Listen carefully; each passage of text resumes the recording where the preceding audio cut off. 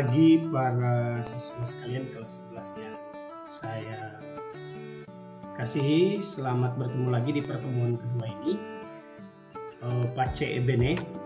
Pada pertemuan kedua ini kita akan membahas tentang perkembangan internet.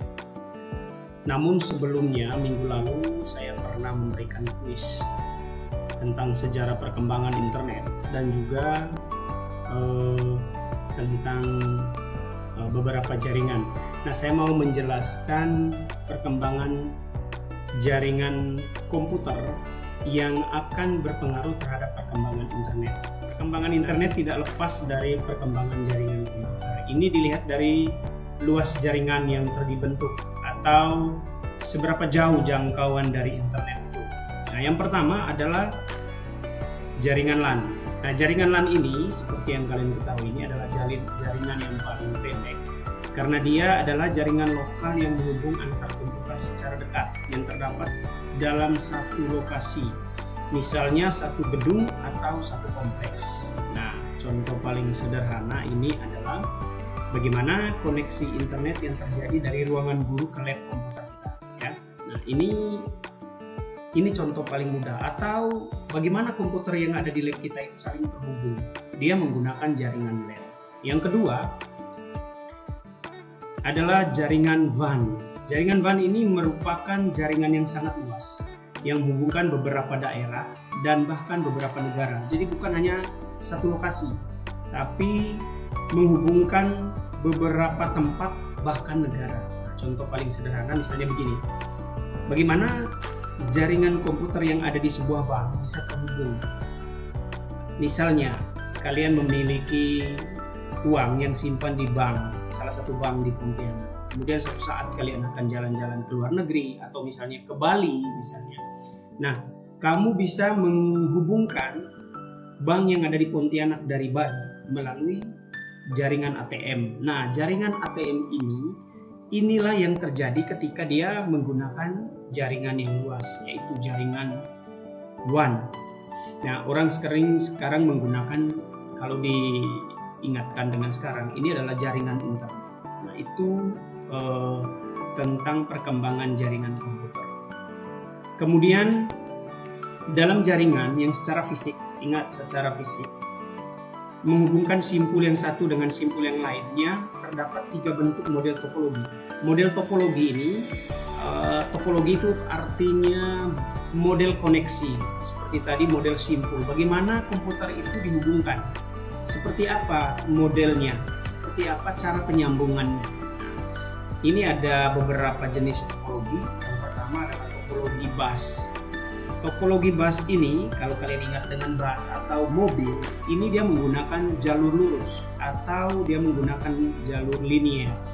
Nah, masing-masing server dan klien dihubungkan pada kabel koaksial dengan menggunakan konektor T. Nah, maksudnya konektornya itu berbentuk huruf T. Karakteristik jaringan dengan topologi bus antara lain: pertama, biaya instalasinya murah karena dia hanya menggunakan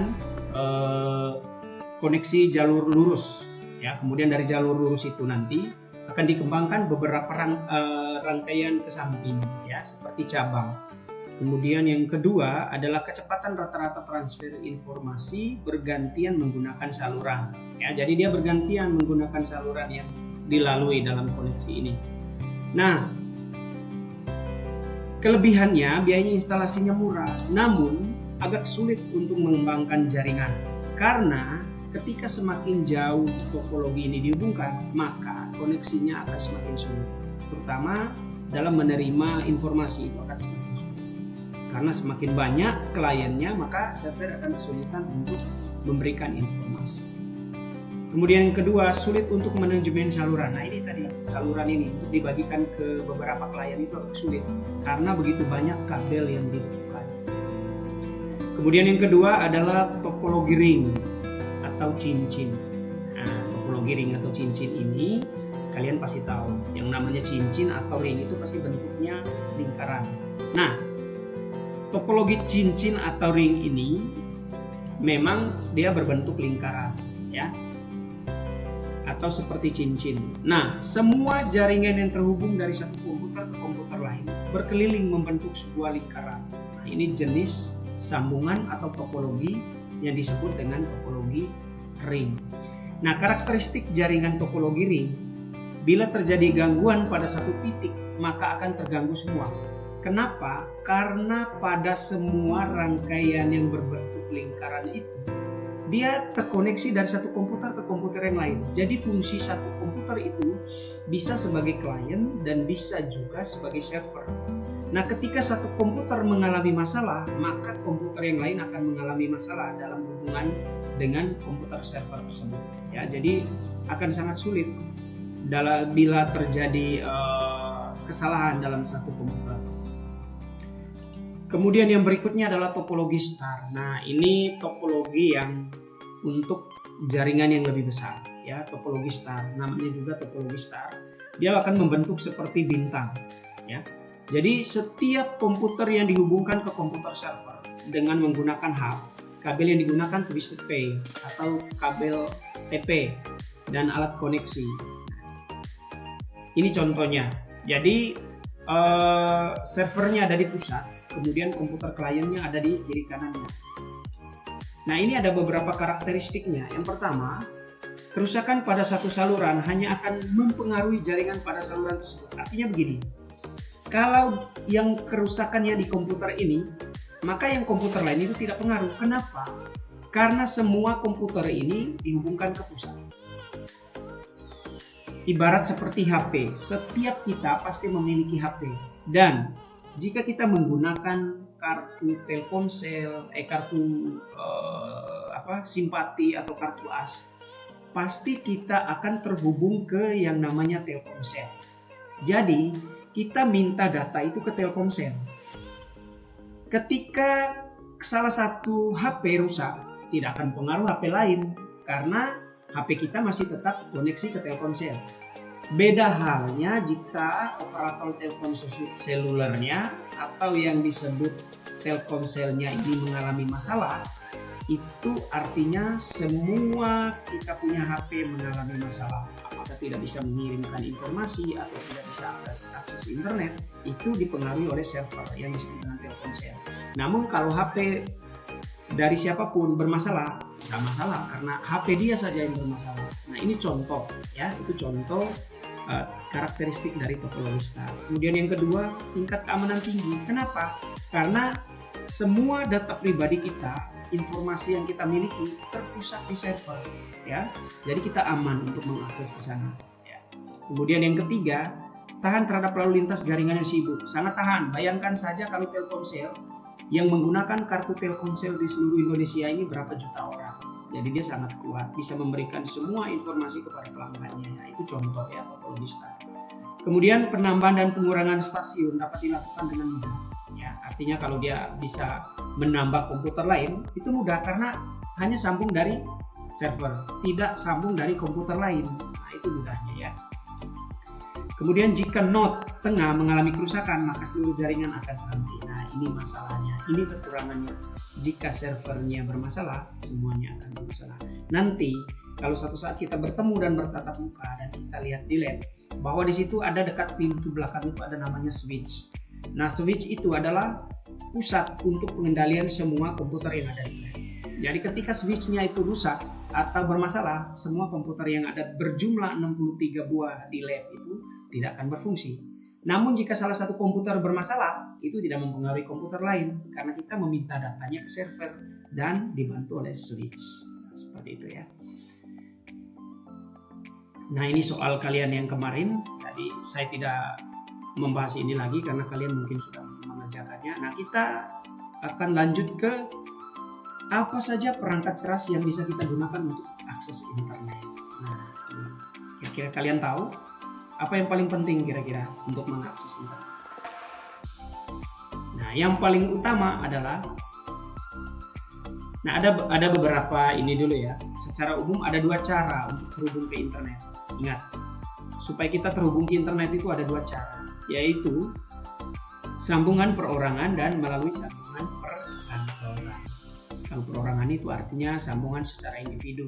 Beda kalau perkantoran itu artinya secara lembaga atau secara organisasi. Nah, sambungan perorangan ke internet bisa melalui pertama menggunakan dial-up. Tahu dial-up? Dial-up itu artinya menghubungkan diri ke internet atau menghubungkan perangkat ke internet melalui modem dengan sambungan saluran telepon. Ingat, kata kuncinya melalui saluran telepon. Itu artinya dial-up.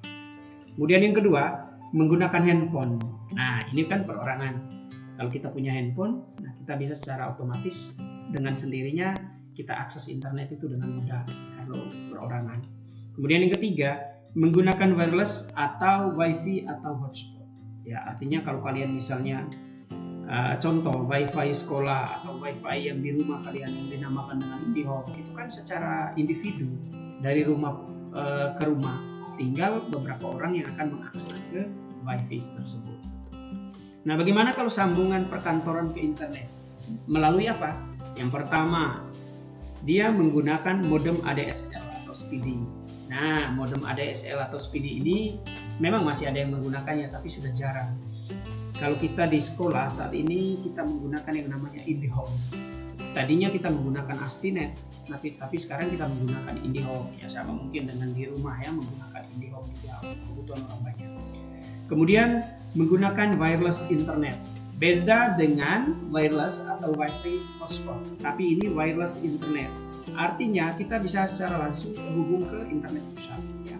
Kemudian menggunakan satelit. Nah ini lebih luas lagi. Jadi kita secara otomatis atau perkantoran atau lembaga atau instansi tertentu bisa minta akses langsung untuk terhubung ke internet. Ini untuk keperluan yang sangat cepat ya, terutama instansi atau perkantoran yang sangat padat membutuhkan akses internet. Jadi dia harus terhubung langsung ke satelit supaya memudahkan akses internet yang lebih cepat. Nah ini gambaran umum dua cara untuk tersambung ke internet. Kemudian konfigurasi sambungan ke internet sebagai berikut. Pertama, ingat, kalau kalian menggunakan komputer berarti sambungannya dari komputer kemudian akan disambungkan ke modem. Dari modem baru modem yang akan akses informasi ke internet. Nah, itu. Kemudian kalau banyak komputer seperti di lab, banyak komputer, ada 63 komputer. Nah, dari komputer kemudian disambungkan ke hub atau router ya, ke switch. Nah, dari switch ini akan disambungkan ke modem. Nah, dari modem baru kita bisa akses ke internet. Nah, ini konfigurasi. Pertama, bagaimana cara untuk tersambung ke internet? Ada dua. Kemudian konfigurasi atau sambungan ke internet. Seperti apa model konfigurasinya juga ada dua. Pertama tadi ingat komputer ke modem kemudian ke internet. Nanti kalau ditanyakan nah ini ya beda konfigurasi dan cara sambung ke internet. Nah ini misalnya contohnya. Ini kalau banyak komputer ada laptop, ada apa sambung ke access point, kemudian sambung ke hub dan kabel modem akan sambung ke internet. Nah ini contoh konfigurasinya ya. Kemudian perangkat keras untuk akses internet. Nah, kita ke sini ya. Perangkat keras apa saja yang bisa kita gunakan untuk akses internet? Mungkin kalian sudah pernah lihat, bahkan pernah gunakan ya. Pertama, komputer. Ini paling utama ya. Para siswa sekalian, kalau tanpa ada komputer, kamu pikir, Pak, saya bisa gunakan HP? Ya, HP kalian ini terhubung dengan komputer besar bisa. Apa kalau kita individu, seperti apa? Spesifikasi komputer yang harus kita miliki. Pertama, prosesor minimal Pentium 3, tapi kalau sekarang harus minimal i3 ya. Kemudian RAM sekarang minimal harus 4 GB, bukan lagi 64 MB tapi 4 GB minimal. Kemudian CD-ROM ini udah jarang digunakan. Hard disk minimal 10 GB. Sekarang minimal 1 terabyte ya. Kalau saya tanya sekarang minimal 1 terabyte atau sekurang-kurangnya 500 GB. Kemudian monitornya harus SVGA. Hati-hati monitor sekarang karena kebanyakan orang suka dengan game atau grafis yang tinggi, dia harus menggunakan monitor LED yang punya kemampuan yang tinggi sehingga harus ditambah dengan yang namanya sebagai VGA card. VGA card ya. Dan ini pun harus berapa giga VGA card-nya, bukan mega. Nah, kalau yang suka game biasanya dia membutuhkan bunyi yang mendukung sebuah game, maka dia harus menambah yang namanya sound card. Nanti kalian bisa cari sendiri. Ini contoh perangkatnya. Kemudian yang kedua pasti modem. Nah, apa itu modem? Modem itu dari kata modulator, demodulator. Apa artinya? Maksudnya adalah ketika komputer yang kita gunakan, ketika komputer pengirim itu berfungsi sebagai komputer analog. Nah, ketika komputer penerima dia berfungsi sebagai komputer digital. Ketika kita mengirim, kita berfungsi sebagai modem. Modem pengirim itu berfungsi sebagai modem analog. Kemudian ada modem penerima. Nah, ketika data itu diterima, modem penerima itu dia akan mengolah data analog itu ke dalam bentuk digital, sehingga kita bisa melihat tampilan pada layar seperti yang kalian lihat sekarang ini. Ini adalah data digital yang tadinya diolah secara analog. Kalau kalian masih ingat bagaimana komputer mengolah yang namanya bilangan biner dari angka 0 dan 1 sehingga bisa diterjemahkan ke dalam angka yang dimengerti oleh manusia. Ya. Kalau secara fisik atau kita tatap muka, saya bisa jelaskan atau gambarkan di papan bagaimana sih komputer mengkonversi bilangan seperti itu. Nah, ini modem adalah sebuah alat yang mengubah sinyal analog menjadi digital atau sebaliknya. Modem dibagi dua. Sebaliknya itu maksudnya begini, ketika modem penerima tadi mengirimkan data juga, dia akan berfungsi sebagai modem pengirim. Jadi kalau dia mengirim tadi ingat data analog yang dikirimnya. Dan modem pengirim tadi berfungsi sebagai penerima, dia akan dibalik menjadi modem digital karena dia mengubah data analog yang dikirim ke dalam data yang dimengerti oleh manusia sehingga dia mengubah data analog itu menjadi data digital oleh modem penerima. Nah, modem dibagi menjadi dua. Ini contoh modem ya. Pertama, modem internal. Nah, artinya jelas modem yang dipasang di dalam CPU atau komputer ya. Dia menggunakan slot PCI. Kemudian modem eksternal, modem yang berada di luar komputer yang dapat dilepas dan dipasang serta dibawa kemana-mana. Artinya dari segi efisiensi, modem internal itu sudah tidak perlu digunakan lagi karena orang saat ini lebih menggunakan modem eksternal. Ya, contoh IndiHome, Speedy dan lain sebagainya. Itu modem eksternal dan paling banyak digunakan saat ini. Hampir dipastikan modem internal itu mungkin hanya dimiliki oleh server ya, server di operator telepon seluler misalnya. Kemudian ada beberapa hal yang perlu kita perhatikan dalam memilih modem jika kalian memilih modem. Pertama, kecepatan transmisi wajib ini. Kalau di ACC sekarang IndiHome-nya itu 100 Mbps. 100 MB per second. Jadi per detik dia itu bisa membaca 100 juta kali data. Jadi cepat, ya. Atau dalam saluran yang dinamakan dengan bandwidth, saluran yang dilaluinya kecepatannya itu menjadi 100 kali lipat kecepatannya ya. Sehingga kita mengakses internet itu lebih mudah. Kemudian waktu ya, turnaround time. Jadi waktu perjalanannya juga ini. Bagaimana data itu dapat berjalan dari modem yang satu ke modem yang lain itu bagaimana dia lebih cepat mengirimkannya, itu perlu diperhatikan. Kemudian harus memperhatikan error susceptibility. Jadi harus mengurangi masalah. Misalnya ketika cuacanya kurang bagus tapi modem masih mampu untuk mengirimkan datanya. Kemudian biaya. Nah, ini pasti menjadi pertimbangan utama juga jika kita memilih modem. Jadi kata orang biasanya kalau penjual bilang, kalau harganya murah jangan tanya kualitas. Kalau harganya mahal, ya nggak usah ditawar, pasti bayar. Nah, artinya ketika kita memilih modem juga, kita harus melihat juga harga. Kalau harganya makin bagus, dijamin pasti kualitasnya baik. Ini tentang modem. Berikutnya, perangkat keras router. Nah, ini ada di lab ya. Sebuah komputer yang mempunyai perangkat lunak dan perangkat keras yang khusus untuk keperluan routing dan penyampaian paket di jaringan komputer. Jadi fungsinya untuk mengirimkan paket-paket data dari satu komputer ke komputer yang lain. Ini namanya router. Kemudian kedua, hub atau switching. Ya, ini ada di lab juga. Nanti kalau kalian ke lab di dekat pintu itu sambungan kabel-kabel itu banyak di situ. Itu yang disebut dengan switch atau hub. Nih, berguna untuk menghubungkan dua komputer atau lebih. Hub dibutuhkan jika kita menggunakan kabel koaksial. Ya, bukan hanya kabel koaksial, tapi kabel TP dengan STP juga kita hubungkan. Kemudian yang berikutnya adalah repeater. Repeater ini untuk menguatkan sinyal ya. Jika sinyal itu mulai lemah, nah kita harus tambah alat. Alatnya itu namanya repeater. Jadi dia akan menstabilkan kembali sinyal yang tadi lemah itu akan menjadi lebih baik lagi.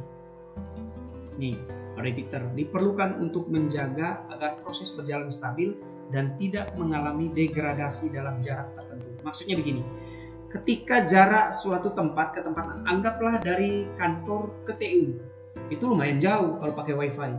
Nah, sampai di tengah-tengah itu sinyalnya melemah. Nah, supaya sinyalnya stabil sampai ke TU, maka di tengah dipasang repeater. Nah, repeater ini nanti untuk menstabilkan jaringan yang datang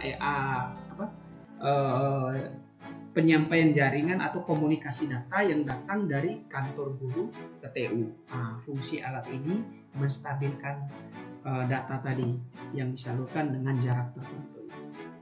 Oke, sampai di sini dulu untuk perangkat penjelasan materi kita tentang perangkat keras untuk akses internet.